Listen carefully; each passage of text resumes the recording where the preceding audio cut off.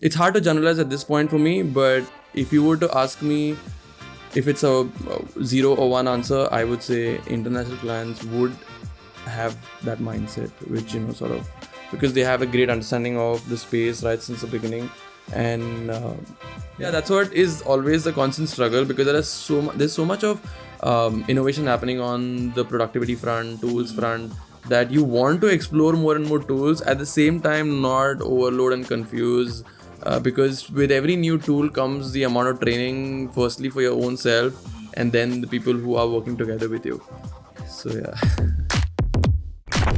like I said, even I have the times when I'll be completely unproductive and slow. So, and no one watches on me. So I feel the same, that I shouldn't do that for anyone else. Even when I was fortunate enough to work in a work culture. Before that, I did internships. I worked in startups where no one micromanaged me. So I feel that the same kind of workspace needs to get carried on. So there are times where people will, let's say, take a little longer lunch break, and as long as it's not something which someone's every day disappearing for 4 hours at work, it doesn't stress me out. I give that kind of freedom and space to the team members, and a lot of team members may not even realize it until they change their workspace and they're in a workspace which is, like, what are you doing? Why are you taking more than 45 minutes out, and all of those things. So you party one night, you party one night till like 4 a.m, but you make sure that you turn up for the next day's shoot at 8 a.m. or 9 a.m.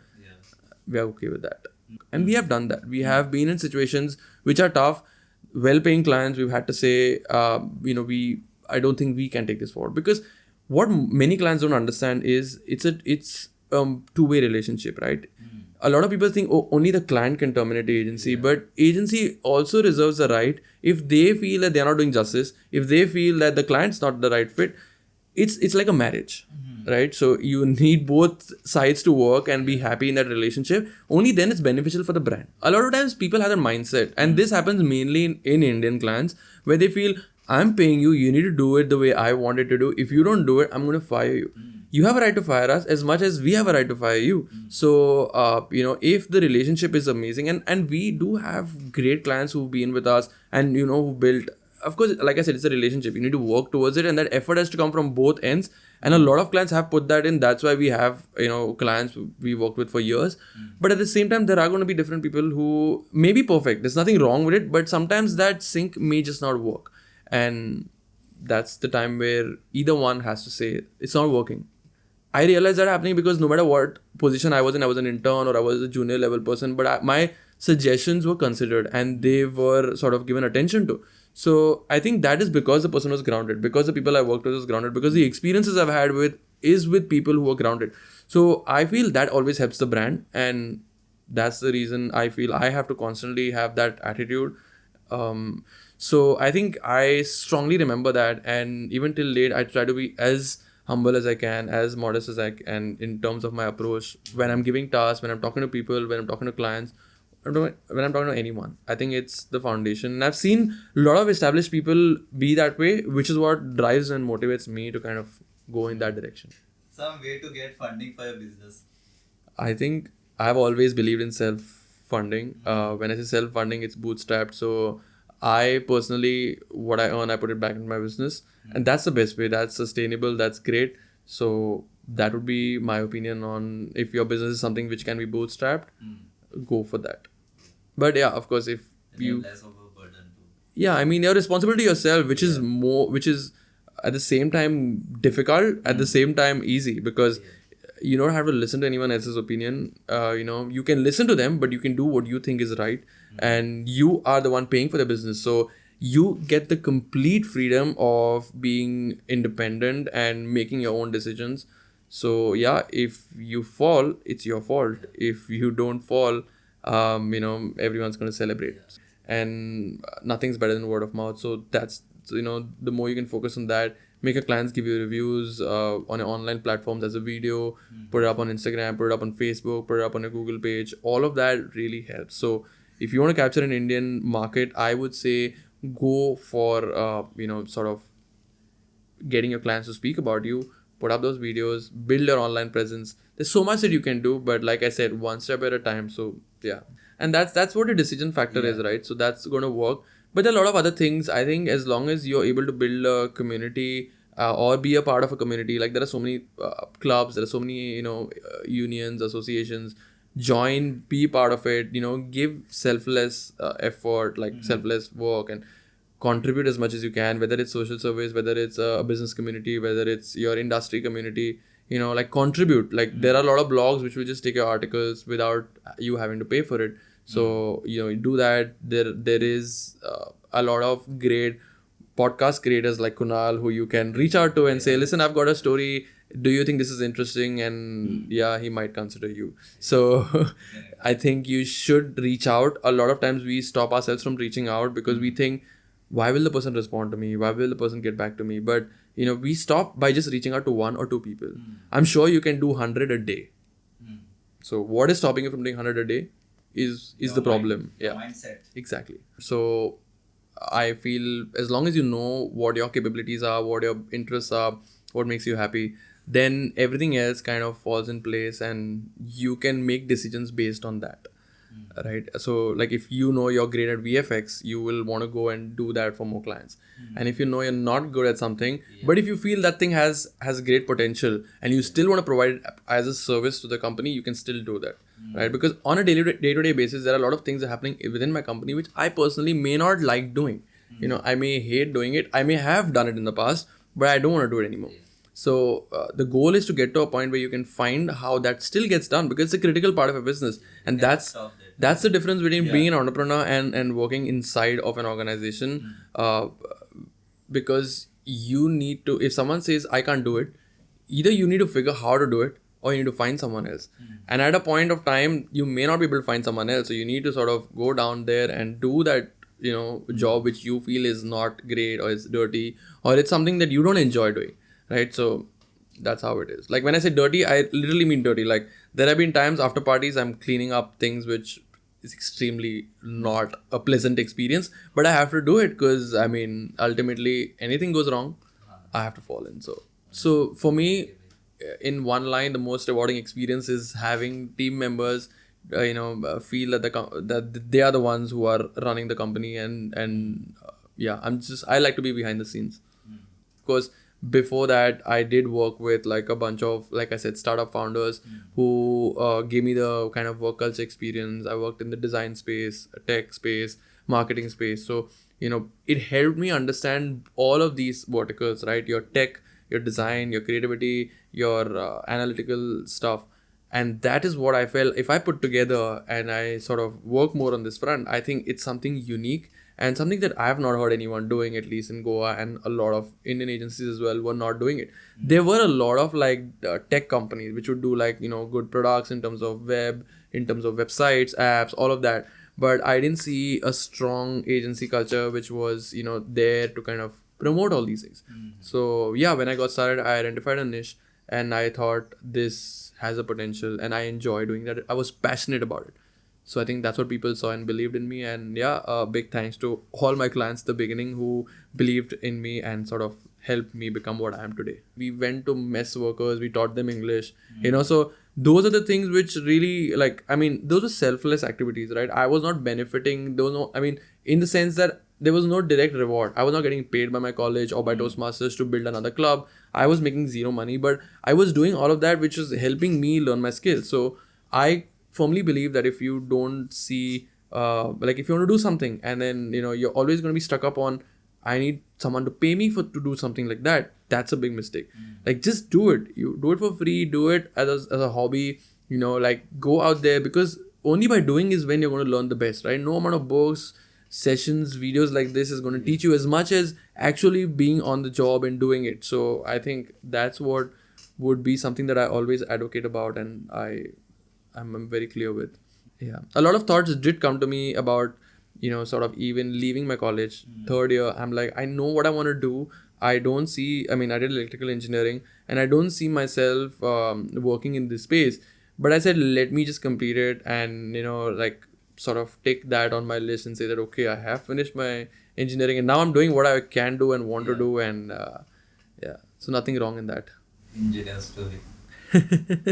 A lot of people advise, that okay, sort of, it's like a cool thing to drop out of your college. Yeah. But I think unless you start making the money and you have that revenue coming into you, don't take a drastic step like that, is what I would say, because it's something that you may not be able to get back to and complete it. Like tomorrow you may want to take up, like you may be an entrepreneur, but you may suddenly decide to get a job at a very high level position, and just because you were a dropout, probably that company may not hire you. So it's a big decision to make, and at an early age like that, to decide to sort of drop out from a college, it's a tough decision. I did not have the courage to do it, and I think it has helped me, because when I go back and a lot of times in my initial meetings, I would tell people what my background is. They had more trust in me.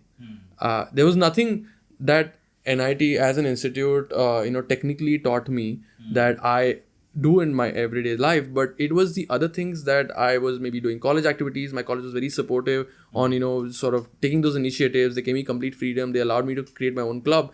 I felt that was a space for me to become an entrepreneur. Like the college helped me become an entrepreneur without teaching me directly entrepreneurship.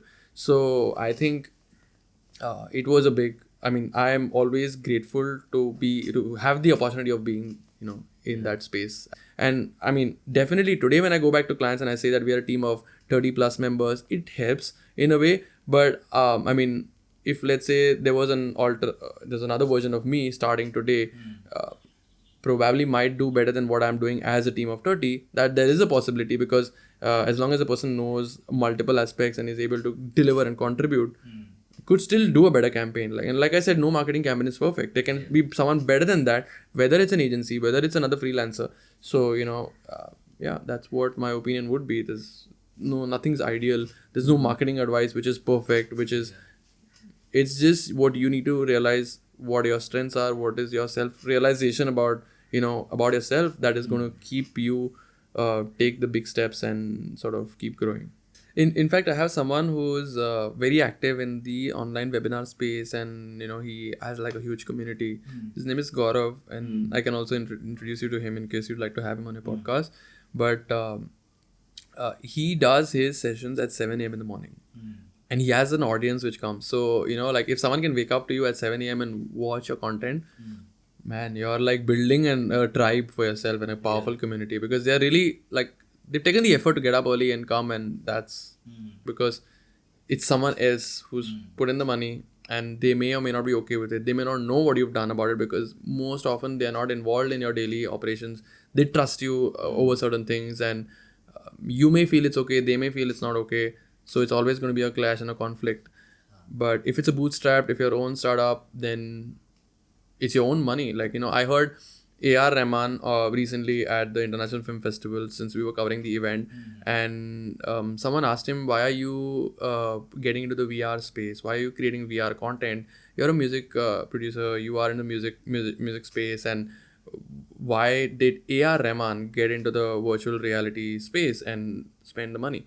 He said, it's my money, and I'm creating content which is probably larger duration. I'm experimenting. As Indians, we usually look at people from US or from other countries to do transformative things, and then when it's successful, when it's great, we try to copy it.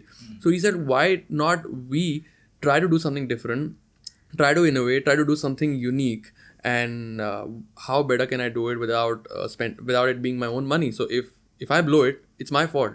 But if it works, and then then I'll be proud that all of India will be proud that this was initiated, this type of VR content or this type of long form VR content was done in India and by Indians.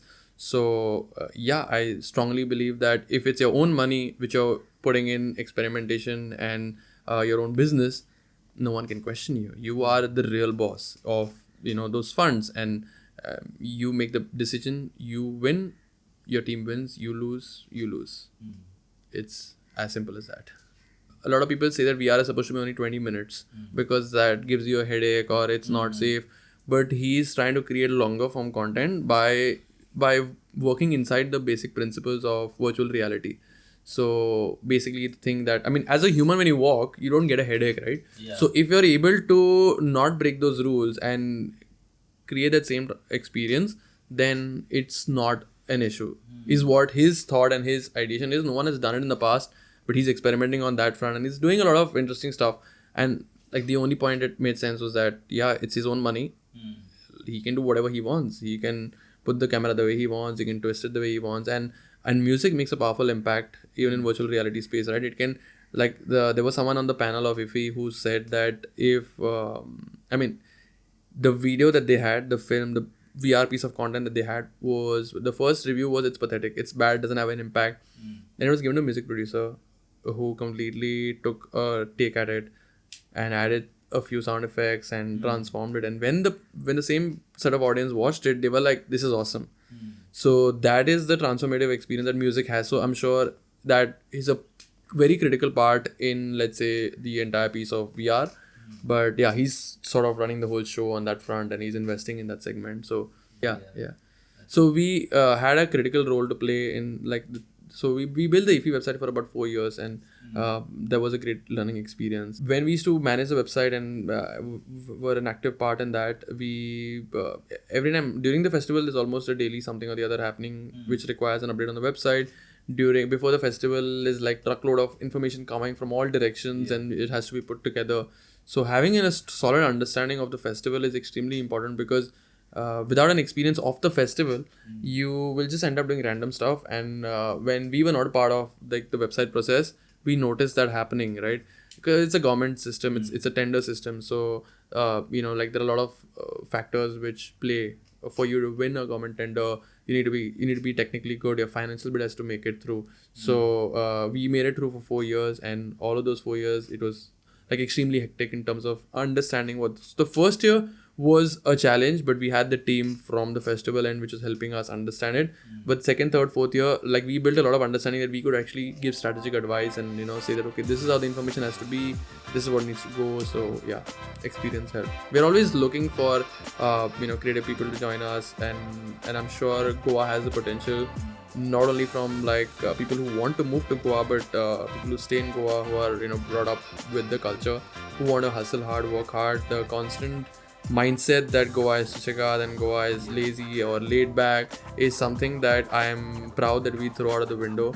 Because if anyone comes and sees like the work culture at our agency, we are proud of being hustling all the time, and of course having fun as well. So we bring in the side of fun and we hustle hard as well. But yeah, so if someone wants to really put in the work and have fun along the way, we are happy to work together.